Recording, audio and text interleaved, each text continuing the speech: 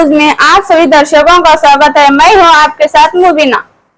KSDL ಕಾಲದಲ್ಲಿ ಮಾಡಾಳು ವಿಪಕ್ಷಪ್ಪ ಇವತ್ತು ಅವ್ಯವಹಾರವನ್ನು ಮಾಡಿ ಅದನ್ನ ಅಧೋಗತಿಗೆ ಒಯ್ದು ಜೈಲಿಗೆ ಹೋಗಿದಂತಂತ ಇವತ್ತು ಅದೇ ವಿಜೇಂದ್ರ KSDL ಸೋಪ್ ಬಗ್ಗೆ ಮಾತಾಡ್ತಾರೆ, ಮೈಸೂರು ಸ್ಯಾಂಡಲ್ ಸೋಪ್.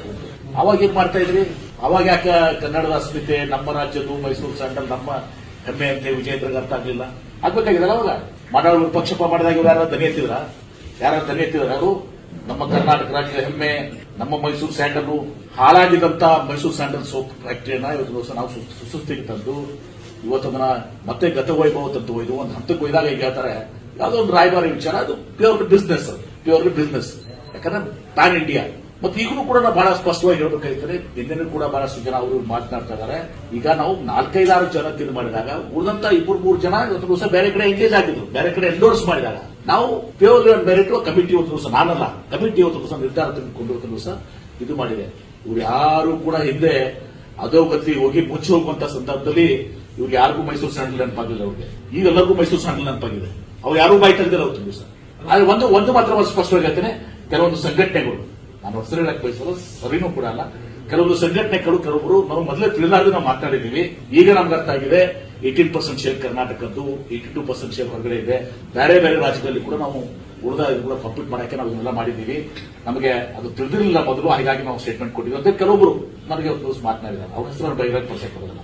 ಆದ್ರೆ ಇವತ್ತು ದಿವಸ ನಾವು ಮೈಸೂರು KSDL ಅನ್ನ, ಮೈಸೂರು ಸ್ಯಾಂಡಲ್ ಅನ್ನ ನಾನು ಮುತುವರ್ಜಿ ವಹಿಸಿ ನನ್ನ ಸ್ವಂತ ಬಿಸ್ನೆಸ್ ತರ ತಿಳ್ಕೊಂಡು ಇವತ್ತು ದಿವಸ ನಾನು ಅದನ್ನ ಇವತ್ತು ಒಳ್ಳೆ ಅಧಿಕಾರಿನ ಹಾಕಿ ಸ್ಟ್ರೀಮ್ ಲೈನ್ ಮಾಡಿ ಎಲ್ಲಾ ವ್ಯವಹಾರವನ್ನು ತಕ್ಷಿಸ್ಟ್ ಪ್ರೊಸೀಜರ್ಸ್ ತಂದು ಬಿಲ್ಡಪ್ ಮಾಡಿ ಅದೇ ಇದರಲ್ಲಿ ಇವತ್ತು ದಿವಸ ಏನು ಮಷಿನರಿಯಲ್ಲಿ ಅದೇ ಏನು ಎಂಪ್ಲಾಯ್ಮೆಂಟ್ ಇವತ್ತು ದಿವಸ ಇವತ್ತು 40% ನಾವು ಅಡಿಷನಲ್ ಪ್ರೊಡಕ್ಷನ್ ಮಾಡಿ ಇವತ್ತು 400 ಕೋಟಿ ರೂಪಾಯಿ ಇವತ್ತು ದಿವಸ ಅಧೋಗತಿಗೆ ಹೋಗಿ ಮುಚ್ಚಿ ಹೋಗುವಂತ ಸಂದರ್ಭ ಬಂದಿದೆ. ಕನ್ನಡದ ಮಾರ್ಕೆಟ್ಗೆ ಕನ್ನಡದವ್ರನ್ನ ಬಳಸ್ಕೋಬಹುದಲ್ಲ ಸರ್? ಕನ್ನಡ ನೋಡಿ, ಕನ್ನಡ ಮಾರ್ಕೆಟಿಂಗ್ ಮತ್ತೆ ಏನಾಗಿದೆ ನೋಡಿ. ಹಂಗಾರೆ ಮೈಸೂರು ಸ್ಯಾಂಡಲ್ ಬರೀ ಕರ್ನಾಟಕದ ಹೊಟ್ಟೆ 18% ಕನ್ನಡದಿದೆ ಮಾಡಬಹುದು.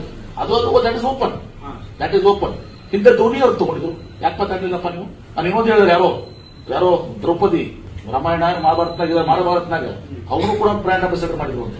ಯಾಕೆ ಇದು ಬಿಸ್ನೆಸ್, ಇದು ಇಸ್ ಅ ಬಿಸ್ನೆಸ್ ಕಾಂಪಿಟೇಷನ್. ನಾವು ಪ್ಯಾನ್ ಇಂಡಿಯಾ ಮಾಡಿ 5,000 ಕೋಟಿ ರೀಚ್ ಆಗ್ಬೇಕು. ನಾವು 23 ಪ್ರೊಡಕ್ಟ್ಸ್ ಇಂಟ್ರೊಡ್ಯೂಸ್ ಮಾಡಿದೀನಿ.